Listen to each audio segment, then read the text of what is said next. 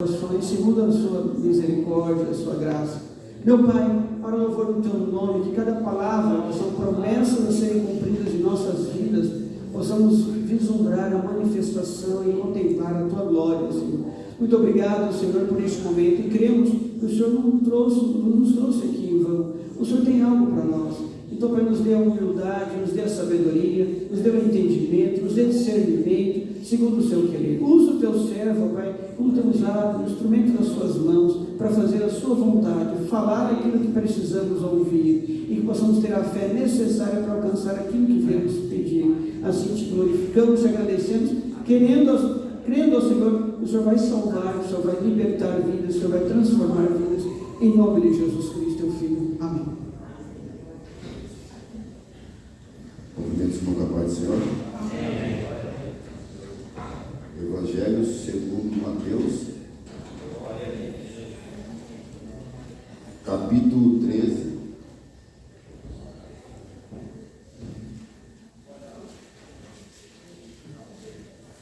verso 34 e 35. Repetindo, Evangelho de Mateus 34, 13, 34 e 35.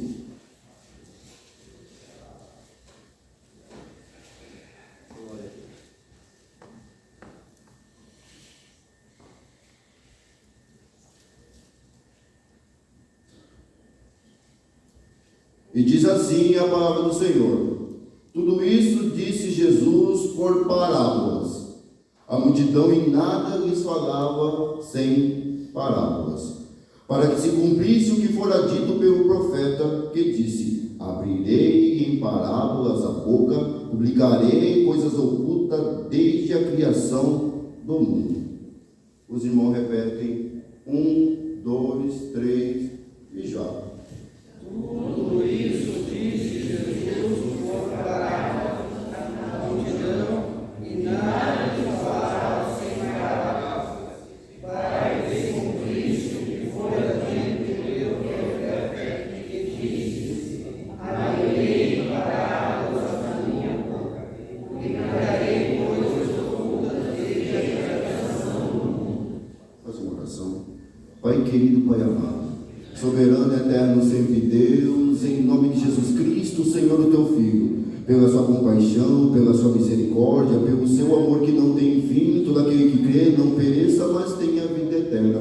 Perdoa, Senhor, nossos erros, as nossas falhas, nossas transgressões, nosso pecado, porque seus ouvidos jamais vão estar tampados para que não possa ouvir, e nem seus braços encolhidos para que não possa nos salvar. Sempre o que faz divisa entre nós, a ti, são as nossas iniquidades. Então perdoa, Senhor, porque se dizemos que não temos pecado, somos mentirosos e a verdade jamais está em nós.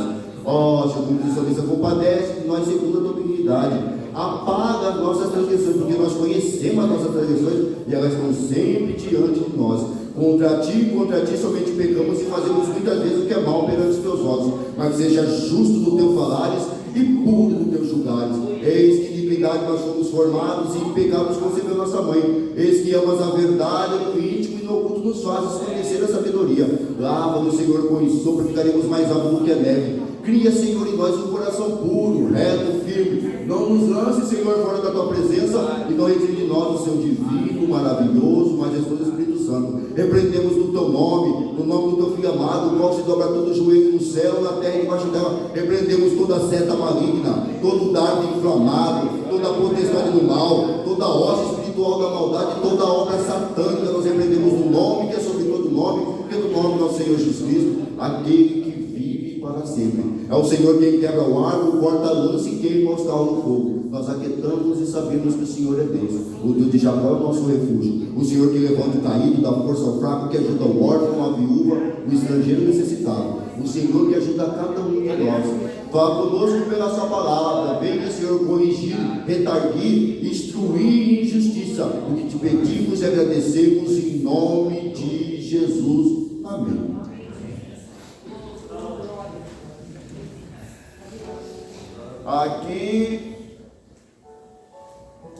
Aqui, parábola. Quando Jesus ia ensinar, Jesus sempre ensinava em parábolas.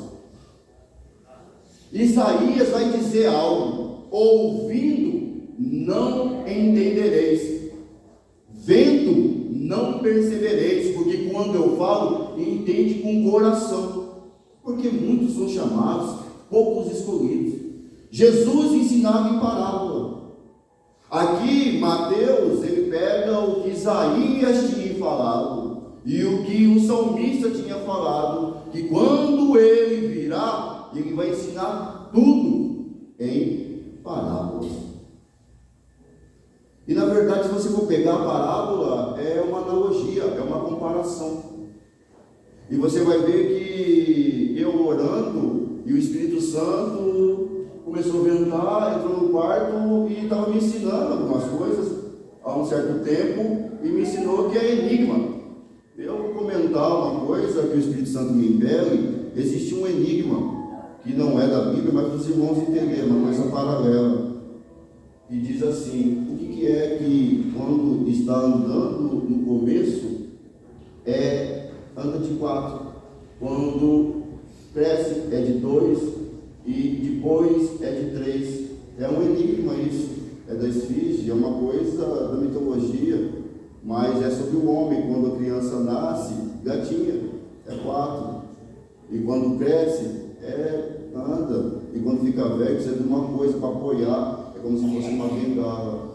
Então, na verdade, quando Jesus ele ia ensinar algo, ele vai ensinar por parábola, e a parábola chave é sobre terra, a parábola do semeador. A primeira parte que o Espírito Santo me impeliu nessa madrugada é sobre inspiração. A primeira parte é sobre parábola, é porque na verdade nós somos inspirados pelo bem ou pelo mal, porque depois que nós nascemos, nós vamos entendendo que existe uma guerra entre o bem e o mal, entre os anjos e os demônios, e entre a carne e o espírito.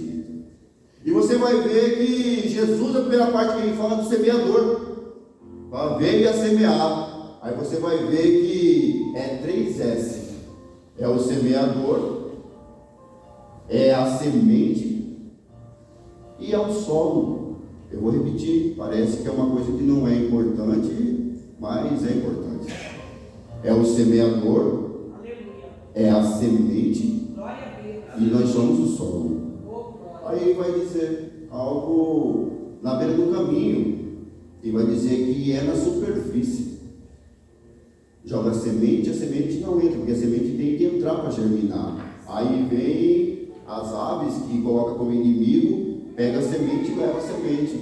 Muitos de nós passamos esse processo. Nós ouvimos um capítulo e aí algo acontece, o inimigo vem e diz capítulo, porque quando acontece algo, porque Deus fala algo hoje, amanhã ele vem, mostra para nós, se nós entendemos aquele mesmo capítulo, aquele mesmo texto. Você vai ver que quando chega nos espinhos, é porque é a fascinação pelas coisas do mundo. Os espinhos não deixam sair, não deixam germinar. Aí ele chega na terceira parte, que é a parte dos pedregais, onde tem pedra. A pedra é perseguição por causa da palavra. E quando chega na boa terra, é diferente. É porque o arado, você vê que ele corta. A palavra é o arado. E antes eu pensava que era 4 tipos de pessoas. Não, somos todos nós. Demora a gente entender a Bíblia, às vezes demora a vida inteira. Você vai ver que todos nós somos assim. Passamos por essa fase. Alguns demoram mais, outros demoram menos. É uma questão de... Você vê que vai passando o arado. Todo dia você vai vindo na oração, todo dia você vai cultuando, você vai aprendendo, você vai entendendo. Eu já cheguei de ouvir e não guardar. Eu cheguei de achar que as coisas do mundo são melhor que a palavra. Eu cheguei de ficar sendo perseguido quando eu faço a obra e abandonar. Mas vai passando o arado, ele vai tirando, cavando a terra, vai tirando os espinhos e vai tirando as pedras, até chegar e você vai entendendo que algo vai entrando e vai dando fruto. Você vê que a primeira parte é essa. Você vê que logo após ele vai falando sobre o joio, a parábola do joio. Você viu que eu comentei de uma inspiração. agora vou comentar do joio, porque o inimigo no joio veio a semear. Mas eu tenho que explicar como o inimigo semeia. Não adianta eu falar e não explicar. Eu vou começar rapidinho desde o primórdio, do princípio. Na verdade, quando estava Adão e Eva, ele estava semeando o joio desde o princípio. Ele chega, ele coloca o fruto. É claro que com mulher é diferente. Com mulher você tem que dar atenção, com homem é diferente. Não vou comentar muito sobre isso. Com mulher você pega as coisas que você fala, com atenção. Com homem, o homem não liga muito para isso. Você está vendo que o fruto é bonito e dá entendimento, que é bom de se comer? É as três coisas que ele falou para ela. Você vai ver que isso é a mesma coisa que ele fez quando estava com Jesus. Mateus 4, João não fala sobre isso. Lucas 4, Marcos 1. João, você vai procurar em João 4, não tem isso. Normalmente você vai ver aqui Mateus e Lucas 4. Marcos 1, o Evangelho de Marcos é um pouco reduzido, tem 16 capítulos só. E você vai ver que quando chega em João, não tem em João 4, tem mulher samaritana. É uma coisa, porque na verdade, todos nós temos sede. Todos nós temos sede. E a água que o mundo dá, ela não mata a nossa sede. Só tem uma pessoa que mata a nossa sede. Glória a Deus. Glória a Deus. Você vai ver que ele vai fazer o quê? Ele fez a mesma coisa que ele fez com Adão e Eva, ele tentou fazer. Só que Satanás fez no jardim com Adão e Eva. Com Jesus foi no deserto. Os escolhidos, para chegar no jardim, demora, passa no deserto. Você vai ver, transforme essas pedras em pães. Isso é joio, é inspiração do mal. Joio. Não é só de bom que vive o homem. Você vê que passa a segunda fase ele chega, ele vem, fala, o que ele fala? Se prostrado me adorares, tudo isso eu te darei. Aí você vê que responde, só ele servirás, só eles dará culto. Ele responde, Deuteronômio 6, 8. Pega a palavra, Deuteronômio significa, tudo que foi falado no Gênesis, no Levítico, Números, e é repetição da lei em Deuteronômio. Você vai ver que quando ele fala, aí você lê o texto, e com o Espírito Santo você vai entender que, poxa, eu falei para ele 2 vezes, e ele respondeu palavra, então ele vai ver dessa vez eu retorno a palavra para ele também. Aí Satanás veio falar para ele, isso tudo é joio. Aí ele fala assim, joga-te daqui abaixo, dará ordem a teu respeito. Ele usa a própria palavra para pegar, porque ele jogou 2 vezes algo para pegar no joio, não pegou, ele usou a própria semente. Você entender isso, que muitas das vezes você está passando uma prova e ele está jogando o joio em você, está tentando jogar o joio em você, e você usa a palavra e vai fazer o quê? Para te confundir? Ele vai jogar a própria palavra de Deus para te confundir. Não, mas isso você pode. Usa o poder para fazer isso. Usa a Bíblia para fazer isso, para você ter um valor de... Usa isso. Você vê que todas as vezes ele respondeu o quê? Palavra. Você vê que João, falando sobre João antes de meio-dia aqui, uma palavra muito boa, glórias a Deus, que ele tocou em Jesus, João, quem tinha uma intimidade diferente, por isso que Mateus, Marcos e Lucas vem diferente. João falou de outra coisa. João separa como o pão da vida, como a luz do mundo, como o caminho, a verdade e a vida. João separa diferente Jesus, porque tinha uma intimidade diferente com Jesus. E ele só comenta isso na epístola dele. Não ameis o mundo, nem o mundo há. Se alguém ama o mundo, o amor do Pai não está nele. Aí ele vem. A concupiscência da carne, a concupiscência dos olhos, a soberba da vida. A triangulação que ele fez, Adão e Eva, a tentação de Jesus, ele criptografa. Ele coloca um código para entender que quando fala das transformação de pães, é concupiscência da carne. A se prostrado me adorares, tudo isso eu te darei. Concupiscência dos olhos. Você vai ver que a carne é uma coisa, peleja, ira, contenda, porfia, dissensão, emulação, facção, bruxaria, feitiçaria, cutucaria, bebedice, tudo é carne, concupiscência da carne. Mas tudo que você vê, você quer ter, é concupiscência dos olhos. Você viu uma coisa, você quer ter, concupiscência dos olhos. Agora, a soberba da vida é um grau maior. É sempre você achar que você é melhor que os outros. Lúcifer era assim lá no céu. Ele era mais bonito. Se você olhar Ezequiel 28:12, você vai ver que a roupa dele era só ele que tinha aquela roupa. Só ele tinha aquela roupa. A roupa dele é cheia de rubi, esmeralda. A roupa dele era mais bonita, mais inteligente. Ninguém era como Lúcifer. Ninguém era como ele. Só ele tinha aquela roupa. E a violência da política do comércio, ele achava que ia melhor, ele pegou uma parte. Você vê que, se não me engano, 10, 20 de Lucas, eu vi Satanás caindo como um raio. Só ele, a soberba da vida. É você sempre achar que você pode ser melhor. Sempre. É uma inspiração que eu estou querendo dizer. A inspiração do bem e a inspiração do mal. Todo dia nós temos chance. E isso é graça. Senhor, eu reconheço que eu sou pecador. Glória a Deus. Eu vou pular rapidamente, senão vai dar tempo, que são muitas parábolas. Há parábolas do arrependimento. Arrependimento. Lucas 15, você vai achar 3 parábolas. Dracma perdida. Significa dracma perdida. É alguém que está dentro da casa e se perdeu. E quando que alguém está dentro da casa e se perde? Porque esquece o seu valor. Quando você vê sobre dracma perdida, você esquece o valor que você tem. Você esquece o que Deus tem para você. Dracma perdida. Você vai ver ovelha perdida. E vai buscar, deixa as 99 e vai pegar uma que está perdida. Significa ovelha. Ovelha só chora. Ovelha tem uma dependência do pastor. Ele sai perto do pastor, ele sofre sem o pastor. Fica perdido, enrola, ele fica ruim sem o pastor. Significa, vou repetir, o valor de cada parábola. Porque quando fala da dracma perdida, esquece o seu valor. Mas quando chega na ovelha perdida, sobre dependência, olha só. Dependência e valor. Agora eu vou chegar no fim. Consciência. Salvação é consciência. Consciência.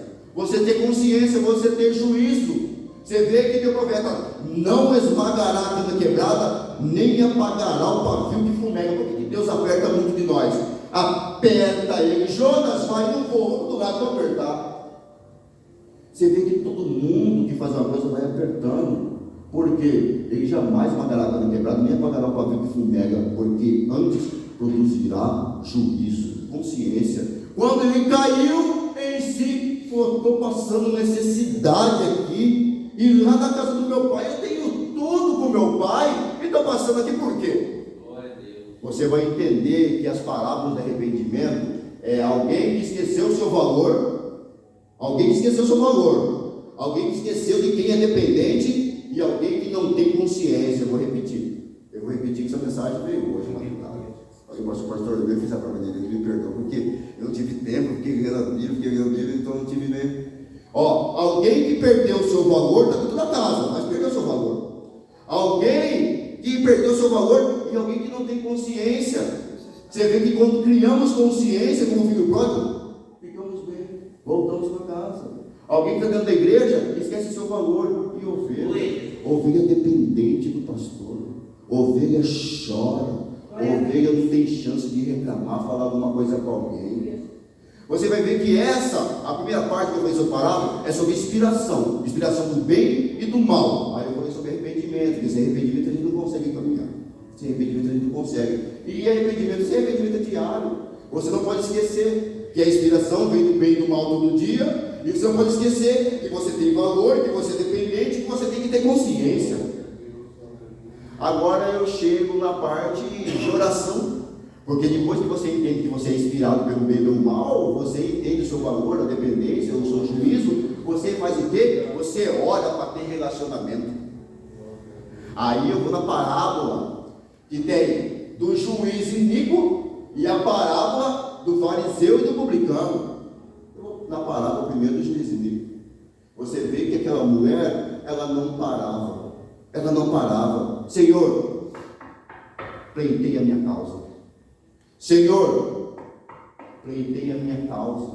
Senhor, pleiteia a minha causa. Oração, perseverança. Sem perseverança em oração você nunca chega. Perseverança, está tudo perdido. Eu sou perseverante. Eu vou na prova, eu vou na cova. Eu sou perseverante. Eu vou prisão. Eu sou perseverante. Oração, perseverança. Agora, do publicano e do fariseu. Se exaltar nunca é o caminho para as pessoas, e muito menos para Deus.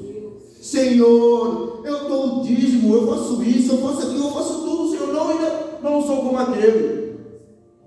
Nunca. Deus abate sempre que a gente se exalta. Toda vez que nós exaltamos, Deus vem. Toda vez que nós exaltamos, Ele abate. O Espírito Santo. 75:7 de Salmo. Lembrei agora desse verso, porque Salmo é verso, não é versículo, não é um fato, é o hinário de Israel. 75:7 de Salmos. Deus é o juiz. A uns abate, a outros exalta. 75:7 de Salmo. O que acontece? O publicano, ele só abaixa a cabeça e entra e fala: Senhor, eu sou tão pecador. Na oração, a primeira parte da oração é você reconhecer que você é pecador. Do pó veio, do pó vai voltar. Se exaltar nunca é algo verdadeiro. Se exaltar sempre é soberba da vida. E você vai ver que Jesus pergunta: quem quer ser justificado? Você, eu, qualquer vez que nós viemos a um culto, viemos fazer a obra, se a gente se exalta, a gente pode até se exaltar, mas a gente nunca volta justificado. Oração, ela tem dois lados que as parábolas ensinam, que é o enigma. Um é perseverança, a outra é humilhação. Vou voltar. Um é perseverança e o outro humilhação. Porque eu vou falar sobre a mulher cananeia. A mulher cananeia, ela chega: Jesus, filho de Davi, tem misericórdia de mim, minha filha está terrivelmente demoniada. Ela chega e ela tem esses dois lados, de se humilhar e ser perseverante. Porque juiz prova, muito nós somos assim, nós estamos pedindo todo dia: ô Senhor, pleiteia a minha causa, ajuda nessa situação. E a perseverança e a humilhação, você vê que você consegue chegar até Ele para ser justificado, justificado. Você que vê que a oração tem esses dois lados que a parábola ensina: perseverança, nunca parar, e humilhação, se humilhar a Ele todo dia. Senhor, eu sou pecador, sou dependente de Ti, da Tua graça. Essas são as duas partes que as parábolas ensinam. As parábolas de Jesus ensinam. Se você vê esse texto onde nós lemos, que fala: para que se cumprisse o que fora dito pelo profeta, que se abrirei em parábolas a boca, publicarei coisas ocultas desde a criação do mundo. Significa que tudo que nós queremos, tudo que nós precisamos, estão contidas nas parábolas. Tudo está contido nas parábolas. Você vai ver que eu falei sobre oração, e aqui logo eu vou lembrar de fazer o bem, porque se você é inspirado por Deus, se você se arrepende, se você ora, porque na verdade existe uma classificação que eu chamo de 4S. Algumas pessoas que conhecem algumas mensagens que o Espírito me pega, sabe o que eu vou falar sobre 4S. Existe uma sequência de você conhecer Jesus, porque Ele fez o quê? Ele quebrou o tempo no meio, porque você reconhecer que você é terrena, que seu corpo é perecível, mas algo dentro de você não é perecível. Você tem um corpo de vida que é dele. Você vai entender que, abordado o tempo, Paulo fala em Romanos: quem me livrará do corpo desta morte? Você olha que você era bebeira bonitinho quando nasceu, mas você está envelhecendo. Aí você fala assim: poxa, eu vou morrer, uma hora eu posso morrer. O que vai acontecer comigo? Você olha para onde? Você acorda quando você olha para o tempo. Ele quebrou o tempo no meio. Você pode andar o mundo inteiro, Ele quebrou o tempo no meio. E em todo lugar do mundo é antes de Cristo e depois de Cristo. Só existe um lugar, se não me engano, é 5.000, acho que já é 5.800 já lá, porque essa contagem é quando quando o povo saiu do Egito, essa contagem, que é um lugar onde Jesus nasceu. A pedra angular, a pedra da esquina foi rejeitada por eles, mas todo mundo que creu nele foi salvo, foi chamado de filho de herdeiro, de saída da criatura. Você vai ver que Ele quebrou o tempo no meio. Em todo lugar, qualquer calendário que você vai ver, existe antes de Cristo e depois de Cristo. Aí você olha para a cruz no meio do tempo, fala lá: a cruz pode me salvar. A cruz me salva, e você começa a se sentir salvo. você salva. Com a salvação, você faz o quê? Você começa a santificar. A santificação, ela é... Por que Jesus falou para Pedro? Pedro, vem aqui, deixa eu lavar seus pés. Fala, não, lava todo o corpo. Ele falou, lava todo o corpo. Não pode lavar. Falou, não. O corpo eu não preciso lavar, porque você já tem ouvido a palavra que eu tenho falado. Você precisa lavar só os pés, porque pés significa o quê? Santidade. Eu santifico hoje, santifico amanhã. Eu santifico hoje, eu santifico amanhã. A santidade de ontem, ela serve de experiência para amanhã, porque eu santifico todo dia. Então a salvação, ela vai trazer uma santificação. Depois da santificação, ela vai trazer o quê? O que eu faço com a santificação? A santificação, você vai começar a amar as pessoas. Depois da salvação, você tem a santificação, você tem a servidão. A salvação, santificação, servidão. E depois da servidão, tem algo que eu mesmo já resvalei muitas vezes, como Paulo disse: o bem que eu quero fazer eu não faço, o mal que eu não quero, esse eu faço. Por quê? Porque você se sente salvo, você é salvo, você se santifica. Santifica, você começa a servir. E na hora que você vai servir, resvala. É difícil muitas vezes servir, porque vem o sofrimento. É o ápice do evangelho. Você ganhar um tapa na cara e você tem que dar outra face. Para muitos de nós isso é doido. Muitos de nós falam assim: não quero mais não, vou embora. Porque para ganhar um tapa na cara e dar outra face, isso requer muito treino. É muita oração em jejum. Aí quando você chega, vou voltar na parábola para falar sobre fazer o bem. Por isso que eu abri para falar isso: salvação, santificação, servidão, sofrimento. Você vai fazer o bem. E fazer o bem não requer, porque eu vou dar parábola do bom samaritano. Porque passa o levita, passa o sacerdote. Aí passa o samaritano. Acho que muitos, não tem como eu falar sobre Israel, Samaria, Judá, Jerusalém, mas Samaria é tirado como um povo excluído. Porque o que Jesus quer dizer nessa parábola, esse enigma revelado? Não significa igreja, placa de igreja, não significa raça, não significa cor, significa você ter a bondade no seu coração por Jesus. Quando você tem Jesus de verdade no coração, você consegue fazer o bem, porque fazer o bem muitas vezes é difícil. Paulo vai dizer: o bem que eu quero fazer eu não faço, o mal que eu não quero, esse eu faço. Fazer o bem é o ápice do evangelho. E de pregar o evangelho da criatura, muitas vezes é difícil fazer isso, não é fácil fazer isso. Você vai ver que eu estou pulando agora, porque o tempo está se indo, sobre a parte da linha de chegada. Eu queria falar mais sobre parábola, mas o tempo se vai, do dia eu vou voltar essa mensagem sobre a linha de chegada, que eu chamo. É a parábola das 10 virgens e do rico e Lázaro. Você vai ver que eu peguei, o Espírito Santo me explicou depois estrategicamente por que Mateus. Porque Mateus, ele é mais organizado, ele coloca organizado, porque ele começa Jesus com um sermão. Sermão da montanha é separado em 3 partes: a bem-aventurança, o ouvinte que foi dito dos antigos, e o hábito que você faz todo dia. Isso, esse hábito que você faz, isso vai fazer o que você é. Aí você vai ver que o sermão continua lá no final, chama sermão profético. Princípio das dores, é a primeira parte do sermão. Sermão profético, princípio das dores. Hoje em dia é o princípio das dores. Falo com propriedade, porque a Bíblia me mostra isso.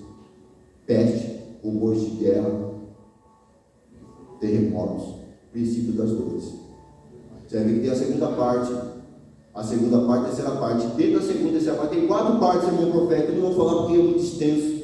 Você vai ver que na parte da grande tribulação, ele fala o que Daniel falou. Ele começa a explicar, e até eu vou abrir, vou falar isso, sei que o tempo está indo, mas eu vou falar. Daniel, ele tem uma visão, e ele fica atordoado. Qual que é a visão, irmão? Ele tem a visão de um leão com asas de águia, um leopardo, um urso com 3 costelas na boca, e um leopardo com 4 asas. Só que essas visões que ele teve na hora de receber revelação. Se você tem um contato com Deus, Espírito excelente, rapidamente Deus já te mostra, não deixa confundido. Só que o que deixa ele transtornado é a última visão. Qual que é a última visão? É um monstro. Ele vê um bicho que são dentes de ferro, 10 chifres e os chifres cheios de olhos. Daniel não consegue dormir. Daniel começa a ficar transtornado. Daniel vai o quê? Daniel vai orar e jejuar. Você vê que no primeiro dia que ele se aplica em orar e jejuar, o anjo vem, Deus manda o anjo descer. Estamos numa guerra entre o bem e o mal, entre os anjos e os demônios. Você vê que Deus manda o anjo descer, mas o anjo não fala no primeiro dia com Daniel. Por que o anjo não fala no primeiro dia com Daniel? Porque existe uma guerra entre o bem e o mal, entre os anjos e os demônios. O nome do demônio chama Príncipe da Pérsia. Eles ficam lutando. Muitas vezes está ventando demais, está nublado. A gente acha que está tudo normal, mas existe uma guerra que muitos de nós percebemos e muitos de nós não percebemos ainda. Quanto mais ficamos espiritual, mais percebemos. Existe uma guerra e ele orando. E ele orando. Quando chegou no último dia do propósito dele, no 21º dia, o anjo desceu. O anjo desceu e falou com ele. Não, estava guerreando com um demônio que chama Príncipe da Pérsia, Daniel. Tocou no Daniel. Falou, fica tranquilo. Essa visão que você está tendo não é para agora. É lá para o futuro. Essa visão que ele teve é por causa de hoje. Essa aí, na verdade, eu vou explicar assim, que eu acredito muito que o Espírito Santo me impulsiona, me impele. Essa época que Daniel viu que ele estava transtornado é hoje em dia. O que é isso? Esses 10 chifres cheios de olhos, esses dentes de ferro, é hoje em dia. É a tecnologia. A tecnologia cresceu num canto. Hoje em dia, mas para nós é bênção, comunicamos, mas para muitos de nós que não vigiamos, nós conseguimos fazer a concupiscência da carne, a concupiscência dos olhos e a soberba da vida em poucos minutos com um celular, com um computador. E rapidamente, hoje em dia, a tecnologia avançou de um tanto, que na verdade, aí que fala a exortação à vigilância, na segunda parte do sermão profético. Aí que entra essas parábolas que eu estou dizendo. A parábola das 10 virgens, nós conhecemos. O que acontece? Existem 5 prudentes e 5 loucas. Você vê que o principal dessa parábola, o principal é o azeite. O principal, se você ler ela, é a presença. A presença, porque se a prova te pega, você sem a presença, somos reprovados. Você vê que essa parábola está no sermão profético. Os irmãos quiserem ler depois, se não me engano é Mateus 23. Se os irmãos quiserem, porque muitas vezes nós ficamos presos com as situações, as circunstâncias da vida e esquecemos da vida de Jesus. Esquecemos que somos salvos. Esquecemos que santificamos. Esquecemos que servimos a Ele. E muitas vezes o principal é o azeite, é a presença. Por causa do cuidado da vida, esquecemos de muita coisa. Eu estou concluindo, eu vou comentar sobre a parábola de rico e Lázaro. Para muitos de nós vamos ver que se a gente visse alguém passando uma carruagem com vestes estalares, nós achamos que aquilo lá é salvo. Porque existia o rico que não tem nome. Vou repetir isso. O rico não cita o nome do rico na parábola, não cita, mas de Lázaro cita. Lázaro não é o Lázaro que era amigo de Jesus, irmão de Marta e Maria, é um outro Lázaro. Ele está cheio de chagas, cheio de ferida, comia migalhas, vivia como um mendigo. Os cachorros lambiam suas chagas. Só que existe um momento que ele morre. Um vai para o seio de Abraão, o outro vai para Sheol, Hades, vai para o inferno. Você vê que na verdade o rico, quando ele está no inferno, ele consegue, existe a Bíblia fala que existe um grande abismo entre o céu e o inferno, entre esse de Abraão e o Hades. E ele fala: Abraão, fala para que Lázaro nunca lembrou de Lázaro. Você mostra pelo texto que você entendeu e passa pelo dia, não lembrava do Lázaro. E quando ele morreu, ele quis dizer que acreditou no que estavam falando pelos profetas e pela lei. Ele lembrou: deixa eu voltar para falar para os meus entes. Não adianta depois que a gente morrer querer lembrar dos nossos familiares, lembrar dos nossos amigos. Nós temos que lembrar dos nossos familiares e amigos que são hoje. Aleluia. Eu vou repetir de novo. É simples a palavra, mas são enigmas. É simples, mas é verdadeiro para quem crê. Não adianta querer lembrar, dos parentes, dos amigos depois que morrer. Não adianta. Senhor Abraão, deixa eu voltar para falar para os meus amigos, para os meus irmãos, que é tudo verdade isso. Não, se não acreditou na lei dos profetas, você não vai acreditar no fantasma. Não vai. O Espírito não vai. Aí tem a segunda parte, ele fala: então tá bom, estou tormento aqui nesse lugar, manda Lázaro molhar só o dedo na água para dar uma gota para mim. Você vê que toda vez que Jesus vai falar do inferno, esse é o lugar que Jesus vai falar sobre céu e inferno, é esse lugar. E quando ele fala que existe um lugar de ranger os dentes, toda vez que a gente fica bravo, é um pedaço do inferno que entra na gente. Eu vou repetir. Eu vou pregar sobre o Espírito Santo me impulsiona. Eu não estou arrepiado. Eu vou falar só o que o Espírito Santo me impulsiona. Eu vou concluir já. Toda vez você vê que Tiago, o apóstolo Tiago vai dizer algo: aonde tem ira do homem, não existe justiça de Deus. Você fica com raiva, a justiça de Deus se afasta. Você quer ver a justiça de Deus? Perdoa. Quer ver a justiça de Deus? Veja como é bom amar as pessoas e perdoar, porque Deus nos perdoa todo dia. Isso é graça. Eu agradeço a oportunidade, em nome de Jesus. Outro dia eu vou continuar, irmãos. Em nome de Jesus. Quantos podem glorificar o Senhor? Glória a Deus. Bora, frente,